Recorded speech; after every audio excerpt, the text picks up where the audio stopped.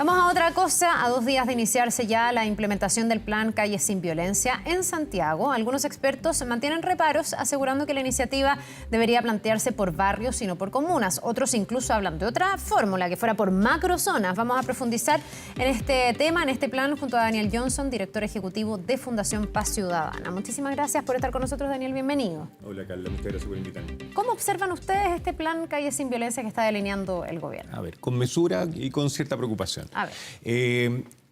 Primero, no es primer plan que se hace para atacar problemas territoriales de inseguridad. O sea, eso hay que tenerlo claro. Nosotros en Chile tenemos una larga y lamentable historia de más de 20 años implementando distintos programas, barrios sin violencia, barrios seguros, barrios críticos, barrios prioritarios, programas que se han implementado desde la Intendencia en su tiempo, otros que se han implementado desde la Subsecretaría de Prevención del Delito, pero todos, si tú miras transversalmente, tienen el mismo problema. Primero, no ha egresado nunca un barrio de estos programas.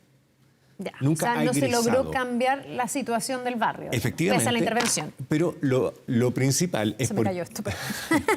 Ya. ¿Por qué no se logra cambiar? Porque no tienes los objetivos claramente definidos. Entonces, si no tienes los objetivos del programa, ¿cómo vas a saber si ese barrio superó o no superó la situación si no la tienes definida? El hablar de seguridad es como hablar de enfermedades, por ejemplo. Uno podría decir, vamos a hacer un programa que va a terminar con las enfermedades en un sector. Por supuesto que no. Tú tienes que ver qué enfermedades son las que están afectando, qué las está causando, cuáles son los tratamientos que le tienes que dar a cada una de esas enfermedades. Y vas a ir con programas diferenciados, obteniendo resultados positivos probablemente en algunas y otros no. En estos programas también pasa lo mismo. Tienes que definir cuál es el fenómeno delictual que quieres atacar. O la inseguridad incluso de la ciudadanía, que también a lo mejor no es el delito mismo, pero la situación de inseguridad en que estamos viviendo es muy dañina.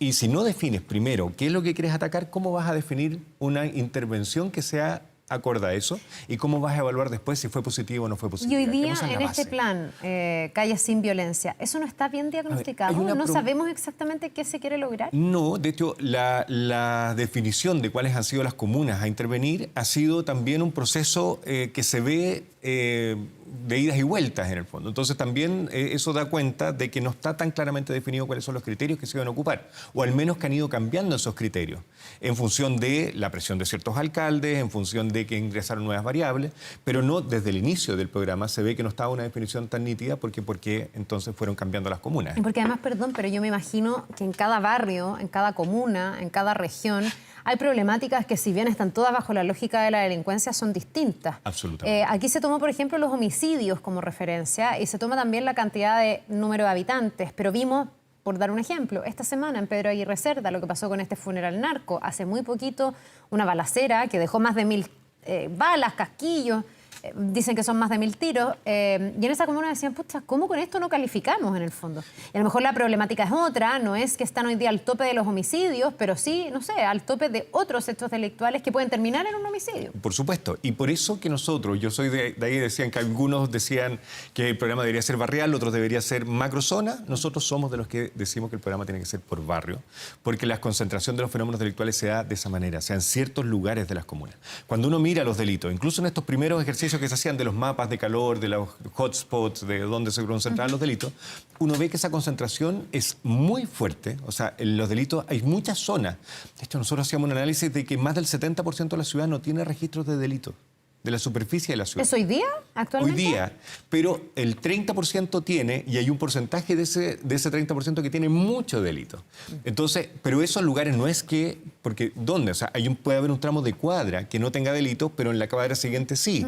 Y ese delito que ocurre en la cuadra siguiente, por supuesto que afecta a todo ese territorio. Lógico. Entonces, como hay una concentración importante de delito, eso es algo que tenemos que aprovechar para ser más efectivo y eficiente en perseguir el delito y en controlarlo. Ahora, hay algo que me hace ruido. Entonces, si atacamos comunas, al final no estamos concentrando el esfuerzo en los lugares donde el delito está generando mayor daño. Ya, pero ahí se me genera una contradicción con lo que tú partías diciendo, porque tú me dices, hemos tenido ya planes que tienen que ver con intervención a barrios seguros, me nombraste otros más, pero ninguno de esos barrios egresó. Entonces también me pregunto si la política por barrio es efectiva. Es que son dos cosas. Uno, no es que no haya sido efectivo porque fue por barrio.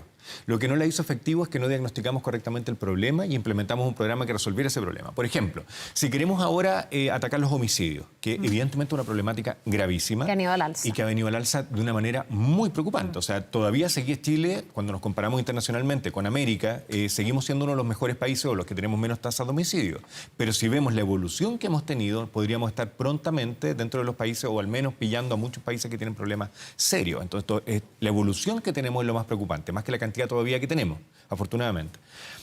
Pero para atacar los homicidios tenemos que entender qué es lo que está generando esos homicidios. La mayoría son hoy día, o todo el aumento lo tenemos principalmente en homicidios que son entre bandas rivales, en que quieren establecer el control. Exactamente.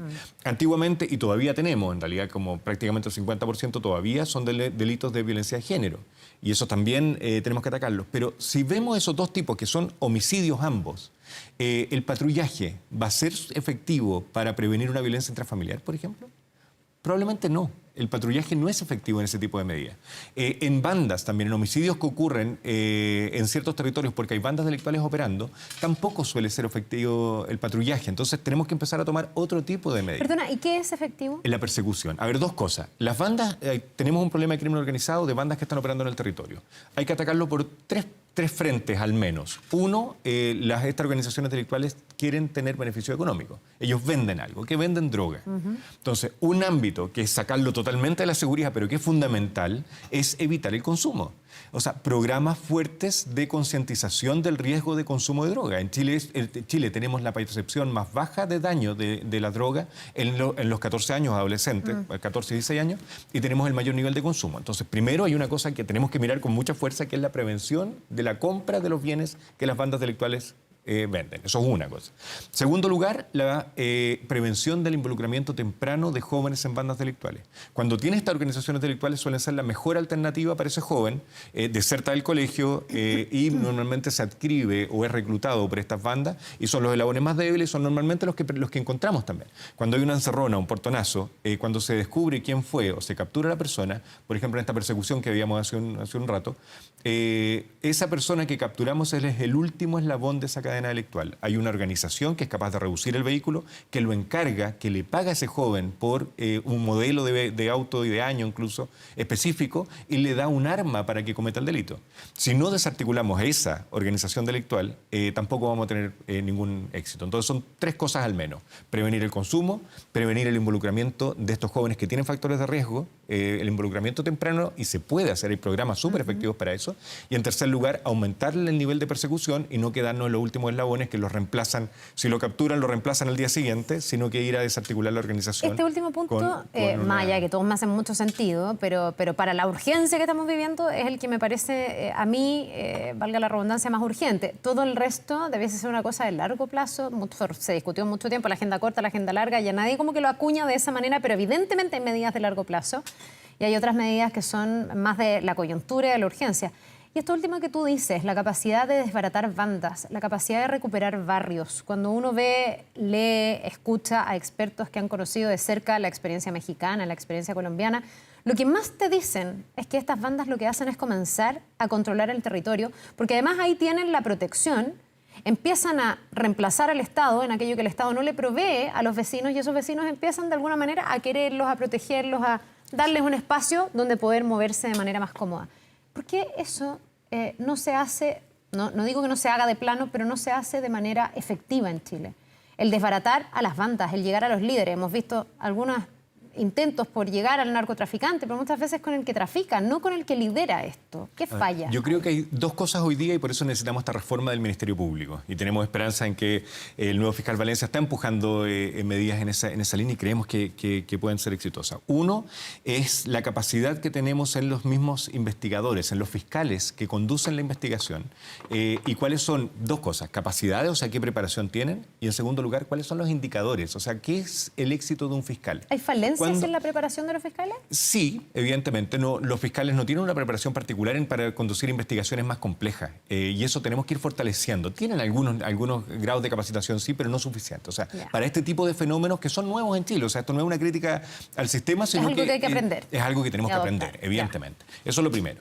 En segundo lugar, indicadores claros. O sea, cuando un fiscal es más exitoso, cuando logra cerrar causas en un tiempo más corto, que eso normalmente los indicadores que tenemos hoy día. Entonces hay un incentivo a los fiscales a desechar rápidamente causas, que eso es bueno porque hay que centrarse en las causas más dañinas.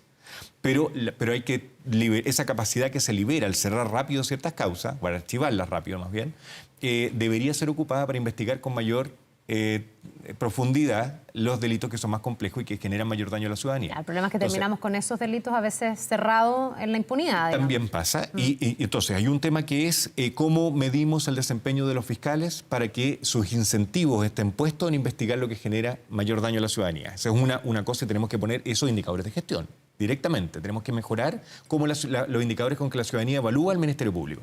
Y en segundo lugar, la misma institucionalidad del Ministerio Público. La estructura del Ministerio Público tenemos que revisarlo hoy día. Primero, tenemos un problema de que las fiscalías son regionales. Y los delitos que estamos viviendo hoy día, como por ejemplo hablábamos de los vehículos robados, los vehículos robados no son un problema ya de un solo territorio, de una región. De hecho, en Santiago tenemos 4. Traspasan fronteras y traspasan fronteras regionales y también incluso internacionales. Entonces necesitamos una estructura y esta la Fiscalía Supraterritorial que logre investigar delitos a lo largo de todo el país es fundamental también. Daniel, volviendo a las críticas, a las dudas que ha dejado este plan Calles sin Violencia, hay una que parece tener sentido, digamos, que es el alcalde de la comuna al lado que quedó excluida y te dice, bueno, si hay mayor control en la comuna al lado, se me va a trasladar el delito a la mía. Vamos a quedar en una situación peor. ¿Qué tan constatado está que eso ocurre?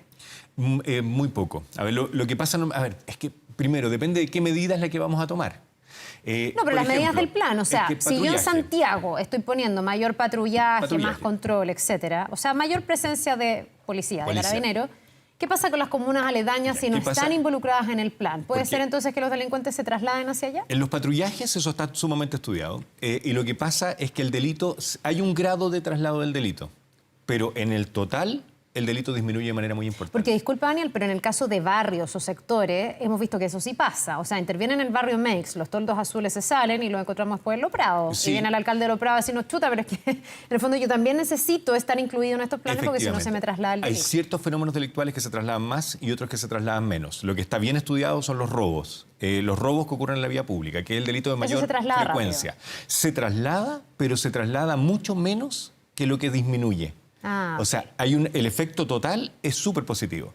Pero para eso los patrullajes tienen que ser hechos de una manera muy estricta. Y está bien estudiado esto también. Está estudiado incluso los tiempos y cómo tiene que ser. Pareja de carabineros, de policía, 15 minutos de presencia en el territorio, llegando aleatoriamente. O sea, no puede ser que vayan todos los días a las 2 de la tarde al mismo lugar porque se aprende el comportamiento. Tiene que haber factor sorpresa. Tiene que haber factor sorpresa. Entonces, eso está súper estudiado. Y la disminución es de alrededor de un 20-30% de delitos en la zona en que se patrullan correctamente. ¿Dónde se tiene que patrullar? En los lugares donde se concentra el delito, que se puede prevenir con patrullaje. No todos los delitos se previenen con patrullaje. Los homicidios, por ejemplo, normalmente no se previenen con patrullaje. Porque es un delito no permanente, es un delito en el minuto en que se va a cometer el delito, mira si hay o no un carabinero. Y nunca vamos a poder tener un carabinero siempre. Los patrullajes, es imposible tener un punto fijo en toda la ciudad. Ahora, perdón Daniel, hablamos de los patrullajes que deberían ser intensificados con estas directrices que tú dices, pero ahí hay otra duda razonable de muchos alcaldes que están fuera del plan y dicen, ¿y qué va a pasar? ¿Me van a sacar carabineros a mí para llevarlos a las comunas donde se están poniendo más recursos? Porque aquí no es que podamos sacar carabineros de un sombrero. O sea, cada día tenemos menos carabineros, no tenemos el número exacto, eso siempre está como en la nebulosa, pero lo que sí sabemos es que cuesta más captar gente que quiera ser carabinero y hemos tenido más egresos de carabineros. Entonces, y además la formación dura un tiempo importante. ¿De dónde se sacan esos recursos? Eso es súper relevante. O sea, primero, Carabineros tiene una gran dificultad hoy día para poder hacer patrullaje. Porque tienen muchos tiempos capturados por otro tipo de actividades que tienen que hacer, que muchas aportan valor, pero otras aportan mucho menos valor. O sea, acompañar a alguien a hacerse un alcotest, porque cuando no tienen el equipo tienen que llevarlo a la clínica y todo ese tiempo que se pierde. Hay un montón de funciones que incluso como órgano auxiliar del Ministerio Público, que son las policías, tienen muchas funciones que les quitan mucho tiempo. Entonces, lo primero, para poder definir, y hoy día prácticamente no tienen tiempo para patrullar. El patrullaje suele ser residual a ir de una diligencia a otra. Y en ese camino se patrulla, pero no es un patrullaje intencionado, como decíamos, que tiene que ser hecho. Entonces, lo primero, evidentemente, es ver de dónde van a salir esos carabineros. ¿Qué recomendamos nosotros? fortalezcamos de nuevo el proceso de reforma de Carabineros, porque lo primero que estaba en la reforma, y hay que entender la reforma como un fortalecimiento, es construida con Carabineros para que ellos sean más efectivos en su función. Ellos quieren hacer eso, esto es algo que Carabineros quiere. Se suele ver la reforma como algo contra Carabineros. No, es todo lo contrario, los vamos a ayudar y en conjunto con ellos tenemos que hacer que tengan las capacidades para gestionar mejor sus recursos. Entonces, lo primero, funciones. ¿Cuáles funciones vamos a priorizar y cuáles no? El patrullaje suele ser la castigada y al revés. Tenemos que hacer que el patrullaje sea la principal función de Carabineros. Ya, pero eso es un cambio muy importante. Futuro lo que me estás diciendo tú, porque esa reforma se está trabajando, este fortalecimiento se está trabajando, pero esto parte hoy día. Efectivamente. O sea, ya partió en Santiago, claro, y en mayo parte en el resto de las comunas. ¿De dónde van a sacar a los Carabineros? Lamentablemente yo no tengo la respuesta a de dónde se van a sacar los Carabineros hoy día. Y por eso tengo la preocupación. Y creo que lo primero que debería hacerse es este proceso de reforma, acelerarlo. Solemos, y en seguridad nos pasa todo el tiempo, solemos castigar las acciones que tienen efecto en el mediano o largo plazo porque creemos que el problema hay que resolverlo hoy día con urgencia. Y si bien es cierto, al final si seguimos castigando las cosas que realmente tienen efecto, vamos a seguir hablando de estas mismas cosas en 10 o 15 años más. O sea, hoy día, dada la urgencia, tenemos que partir con las cosas que son importantes. Justo apuntado a lo que te iba a preguntar, porque en el fondo ha habido muchos planes, ha habido intentos, se han sumado recursos importantes. El presidente en esta última coyuntura ha anunciado muchos recursos. Pero claro, en el último tiempo hemos visto que la delincuencia crece. Estoy hablando de la tendencia, no estoy hablando de este gobierno ni del anterior, estoy hablando por lo menos de la última década. ¿Cómo se miden estos planes? Porque en el fondo aquí se ponen muchos recursos sobre la mesa, se prometen muchas cosas, se distribuyen muchos recursos y después uno dice, ¿qué tan efectivo fue el plan? Y a mí no me ha quedado claro con el plan Calle Sin Violencia, ¿cómo se va a medir? Efectivamente, ese es el principal problema. Nosotros estamos presionando por lo mismo. De hecho, tuvimos una invitación a participar en la definición del plan, pero todavía no lo concretamos. No hemos logrado tener la reunión en la que íbamos a conversar de cómo podemos nosotros como fundación colaborar incluso en el diseño de ese plan. Porque si no miden, ¿cómo sabes si está siendo exitoso? El problema es que antes de medir incluso el para qué es el plan. Calle Sin Violencia. De acuerdo. ¿Cuál violencia? ¿Cuál tipo de delito? ¿Y cómo vamos a prevenir? ¿Cuáles son los mecanismos? Lo que hablábamos antes. Entonces, el problema normalmente no es solo que no hagamos el esfuerzo de medir después. Es que aunque quisiéramos hacerlo, si tú no defines al principio de una intervención qué es lo que quieres resolver, cuál es el objetivo. Claro, ¿qué mides? Nunca vas a poder medirlo después. Entonces, y muchas veces la DIPRES, que tiene una unidad de evaluación de los planes y programas que se implementan desde el sistema público, evalúa, no es que ni siquiera evalúe mal los programas de seguridad, sino que dice, no lo puedo evaluar, porque como está tan mal definido que no tiene objetivos claros, que no tengo que medir y no podría medirlo.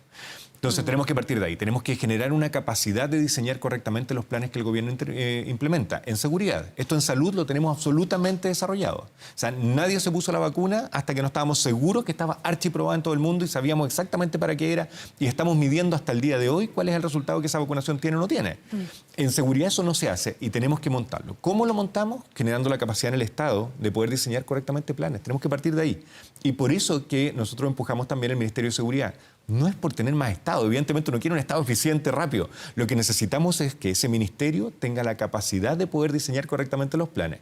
Y lo que está diseñado hoy día, por eso que hemos puesto dudas sobre el Ministerio de Seguridad y creemos que hay que mirarlo con atención, porque se están trasladando exactamente los mismos funcionarios con las mismas capacidades y funciones que tienen en la Subsecretaría de Interior, la Subsecretaría de Prevención del Delito, que dependen hoy día del Ministerio del Interior, se trasladan exactamente igual a un Ministerio de Seguridad. Con la misma gente, con las mismas capacidades, y evidentemente no vamos a poder tener estos resultados distintos que necesitamos.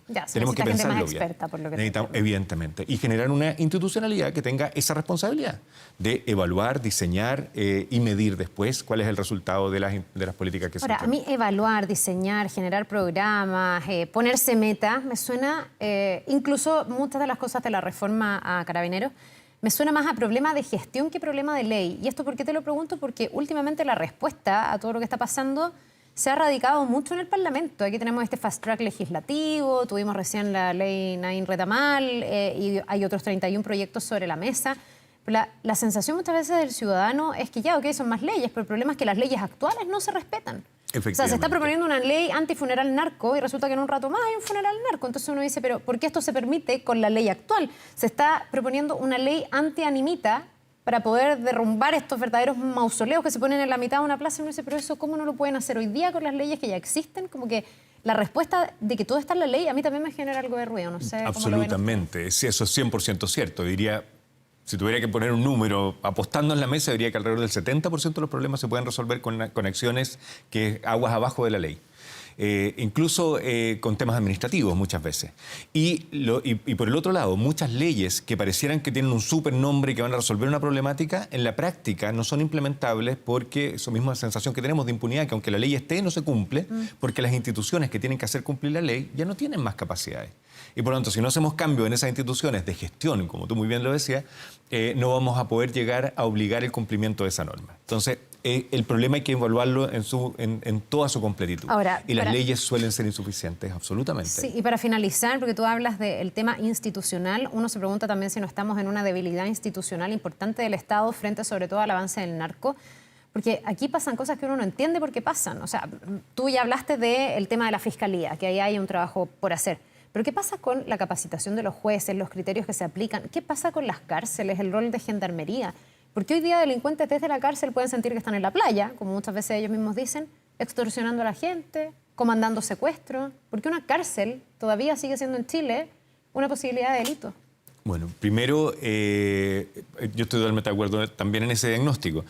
Tenemos una debilidad del sistema, de la institucionalidad totalmente clara. Tenemos una descoordinación del sistema también, que lo hace ser aún más ineficiente. O sea, cada una de las instituciones, estamos hablando de Carabineros, Fiscalía, el Ministerio de Justicia, los jueces, Gendarmería, cada una de las instituciones en sí mismo tiene grandes debilidades y tiene problemas de gestionar eficientemente sus recursos y tener objetivos claros, etcétera. Eso ya lo vimos. Pero son todas individualmente.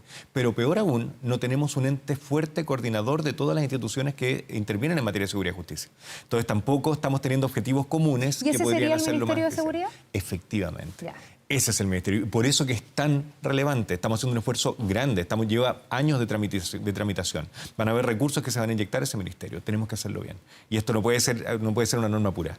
Y solo para quedarme en Gendarmería, tú planteas que es fundamental. Gendarmería tiene dos roles. Por lema, tiene el rol de la custodia y la reinserción. En custodia, ellos entienden no que no se cometan delitos, y ese es un problema. Ellos entienden que no se le arranquen los presos. Y en eso son súper efectivos. Es muy raro que en Chile se arranque un preso de una cárcel. Eso prácticamente no pasa, o muy poco. O cuando pasa es una gran noticia. Pero cuando no reinsertan a alguien, ¿es noticia? O sea, ¿cuál es la responsabilidad que asume un ente como Gendarmería en que las personas que cumplieron una condena no vuelvan a cumplir? Hay programas también que se hacen cargo de ese tipo de problemas, pero bueno, esto es una conversación larga. Hay muchas razones que son bastante nítidas, o sea, que podemos solucionarlas, de por qué Gendarmería no está siendo efectivo en el reinsertar. Y ahí tenemos otro problema más que resolver. Ya, tenemos hartos problemas.